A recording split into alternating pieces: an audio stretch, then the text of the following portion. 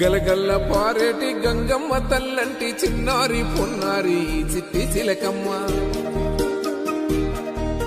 ఏ తల్లి గన్నాదో ఏ ఊరు సిన్నాదో చిత్రంగా నీకే ఎదురైనాదమ్మా. ఎన్నడూ నువ్వు చూడని ఆనందమై ఎదురుగా ఉన్నది.